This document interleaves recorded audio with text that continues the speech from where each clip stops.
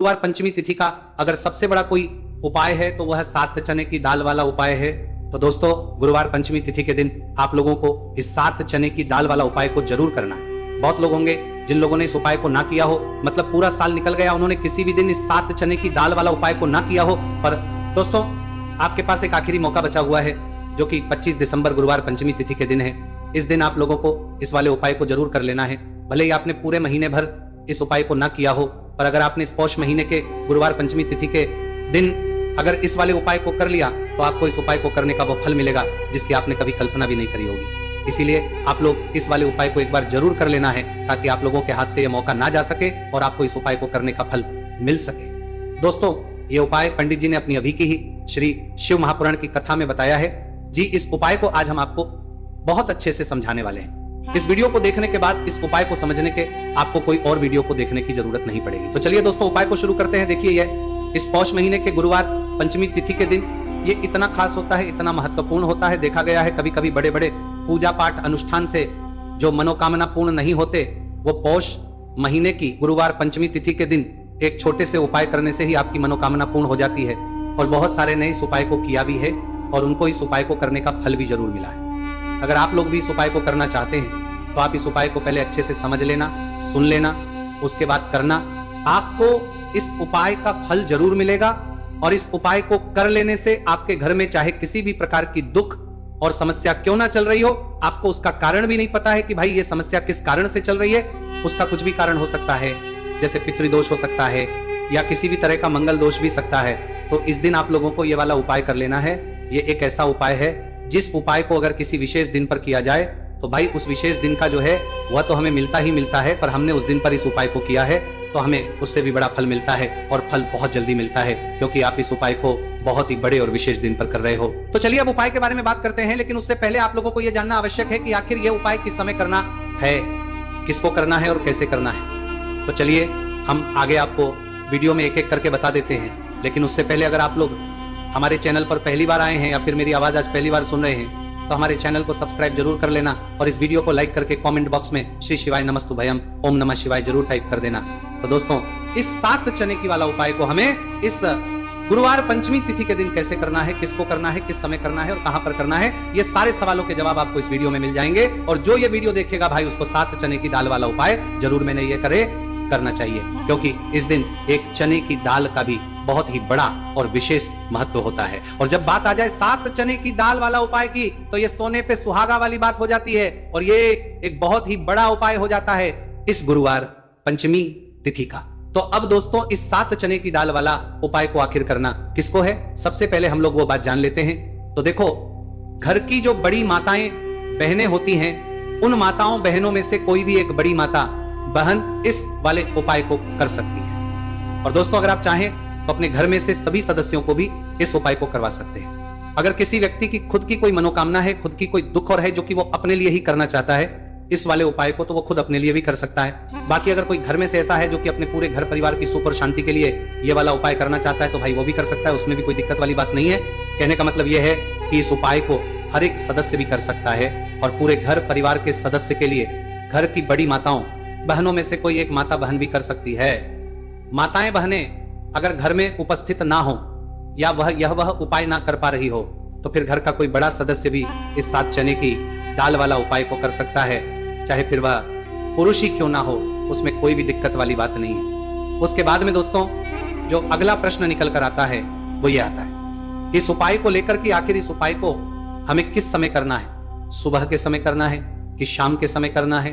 तो देखो, इस वाले उपाय को आप लोग सुबह के समय भी कर सकते हो और शाम के समय प्रदोष काल में भी करते हो। अब अगर आप पूछो कि भाई सबसे उत्तम समय कौन सा रहेगा इस सात चने की दाल वाला उपाय को करने का, तो हम आपसे बस यही कहेंगे कि इस उपाय को आप सुबह के समय करेंगे तो ज्यादा बेहतर होगा। बाकी अगर प्रदोष काल शाम के समय भी करेंगे तो भी अच्छा होगा, उसमें कोई भी दिक्कत वाली बात नहीं है। तो अब दोस्तों, जो अगली सबसे बड़ी और महत्वपूर्ण बात आती है वो ये आती है कि सुबह अगर हम उपाय को, तो हमें कितने बजे से लेकर कितने बजे तक के बीच में करना है, और शाम के समय प्रदोष काल में करेंगे तो हमें कितने बजे से लेकर कितने बजे के बीच में करना है। तो देखो, सुबह जितनी जल्दी हो सके आप उपाय को करने की कोशिश करना। बाकी अगर किसी कारणवश लेट भी हो जाओ, थोड़ी देर भी हो जाए, तो 10 या 11 बजे तक भी आप उपाय कर लेना, पर 12 बजे से ज्यादा देरी ना हो, ठीक है। इस बात का ध्यान रखना।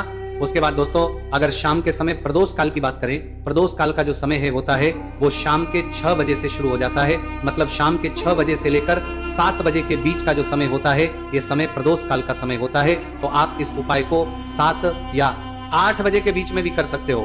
मतलब शाम के 6 बजे से रात 8 बजे के बीच में आप कभी भी इस वाले उपाय को कर सकते हो, उसमें कोई भी दिक्कत वाली बात नहीं। चलिए जानते हैं उस विशेष उपाय के बारे में। देखिए दोस्तों, पूज्य गुरु जी की कथा के अनुसार ही इस उपाय को आपको बहुत ही विस्तार से समझाने का प्रयास करेंगे, लेकिन उससे पहले वीडियो को लाइक करें। देखिए, इस वीडियो में हम पूज्य गुरु जी द्वारा बताए गए 3 सबसे अचूक उपायों के बारे में जानेंगे, जो आपको सिर्फ और सिर्फ गुरुवार की सप्तमी की तिथि पर ही करने हैं। पूज्य गुरु जी ने बताया है कि जो भी व्यक्ति इन उपायों को कर लेता है उसके जीवन से समस्त परेशानियां दूर हो जाती हैं। तो चलिए जानते हैं गुरु जी द्वारा बताए गए पहले खास उपाय के बारे में। देखिए, गुरु जी ने बताए हैं कि गुरुवार के दिन किया जाने वाला यह उपाय सबसे सर्वश्रेष्ठ है। इस उपाय के लिए आपको मात्र 1 लोटा शुद्ध जल लेना है।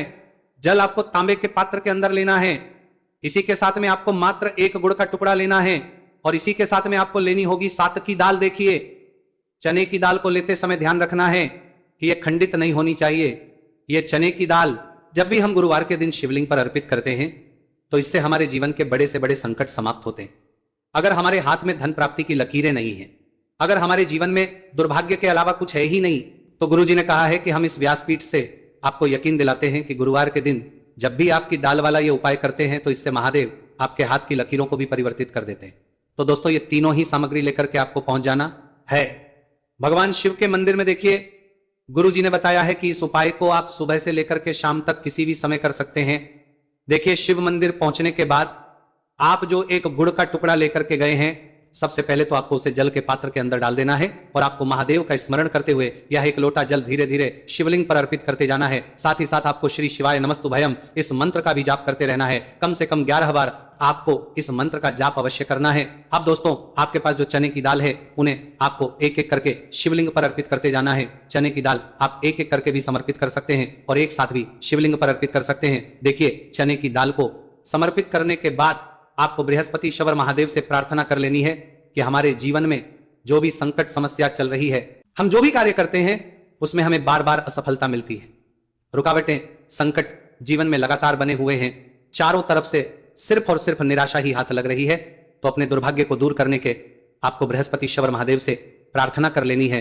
पूज्य गुरु जी ने कहा है कि इस गुरुवार के दिन ये चमत्कारी उपाय करके देख लेना और आप स्वयं देखेंगे कि 1 या 2 महीने के अंदर आपके जीवन का जो दुर्भाग्य है वह समाप्त होना प्रारंभ हो जाएगा।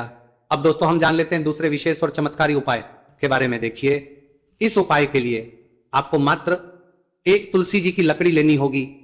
अगर आपके पास पहले से ही तुलसी जी की लकड़ी है तो उसका उपयोग आप कर सकते हैं, और यदि आपके घर में तुलसी जी का पौधा सूखा हुआ है तो वहां से भी आप तुलसी जी की मात्र 1 लकड़ी ले सकते हैं। देखिए, इस उपाय के लिए आपको मात्र एक मिट्टी का दीपक लेना है। इसमें आपको शुद्ध घी का प्रयोग करना है और इस दीपक के अंदर आपको ये जो तुलसी जी की लकड़ी है इसे रख देना है। इस लकड़ी को आपको पूरा घी के अंदर डुबो देना है, चारों तरफ अच्छे से घी लगा देना है और आपको इस दीपक के अंदर इस लकड़ी को रख लेना है। देखिए, यदि आपको ऐसा लगता है कि तुलसी जी की जो लकड़ी है वो बहुत ही जल्दी से जल जाती है, तो आपको एक कार्य करना है। आपने जो तुलसी जी की लकड़ी ली है उस पर आपको पूरी पर अच्छे से रुई लपेट देना है, यानी कि कॉटन जो होती है उसे अच्छे से लपेट देना है, जिससे कि ये जो लकड़ी है दिखाई ही ना पड़े। तो इस लकड़ी के ऊपर आपको लपेट लेनी है। अब इसी लकड़ी के ऊपर जो आपने रुई लपेटी है उस पर आपको अच्छे से घी लगा लेना है और उस दीपक के अंदर आपको इसे डाल देना है। अब देखिए, इस दीपक को आप भगवान विष्णु के वहां पर भी प्रज्वलित कर सकते हैं, या फिर भगवान विष्णु के किसी भी स्वरूप के सामने आप इसे प्रज्वलित कर सकते हैं, या फिर आपके घर में जो माता तुलसी जी का पौधा है वहां पर भी इस दीपक को आप प्रज्वलित कर सकते हैं। पूज्य गुरु जी ने कहा है कि जो भी व्यक्ति इस 25 दिसंबर 2025 गुरुवार की पंचमी तिथि पर यह तुलसी जी की लकड़ी का दीपक प्रज्वलित कर देता है तो उसके जीवन में कभी भी धन संपदा की कमी नहीं होती है। देखिए, ये जो उपाय है आपने मार्गशीर्ष में पंचमी तिथि पर किया होगा, लेकिन इस बार पौष मास की पंचमी तिथि है। गुरुवार का दिन भगवान विष्णु को समर्पित होता है और ये जो दीपक है हम विशेषकर भगवान के निमित्त ही प्रज्वलित कर रहे हैं। तो इस दीपक को आप इस महीने की गुरुवार की पंचमी तिथि पर भी प्रज्वलित कर सकते हैं। देखिए, ये जो दीपक है विशेषकर आपको शाम के समय यानी कि सूर्यास्त के बाद ही करना है। अब दोस्तों, हम जान लेते हैं गुरु जी द्वारा बताए गए तीसरे बहुत ही चमत्कारी और विशेष उपाय के बारे में। देखिए, इस उपाय के लिए आपको एक बेलपत्र लेनी है और इसी के साथ में आपको 2 शमी पत्र लेना है। देखिए, आप जो बेल लेंगे वो कहीं से भी खंडित नहीं होनी है चाहिए, इस बात का आपको विशेष रूप से ध्यान रखना है। देखिए, मान लीजिए कि यदि आपके पास बेलपत्र नहीं है तो आप भगवान शिव के शिवलिंग पर चढ़ी हुई बेलपत्र को पुनः शुद्ध जल से धोकर के उसका उपयोग भी कर सकते हैं। इसी के साथ में आपको मात्र थोड़ा सा लाल चंदन लेना होगा। देखिए सभी सामग्री लेकर के अब आपको पहुंच जाना होगा भगवान शिव के मंदिर में। देखिए भगवान शिव के मंदिर में पहुंचने के बाद आपके पास जो एक बेलपत्र है उसकी चिकनी साइड में आपको देखिए, आप सभी को पता है कि बेलपत्र में 3 पत्तियां होती।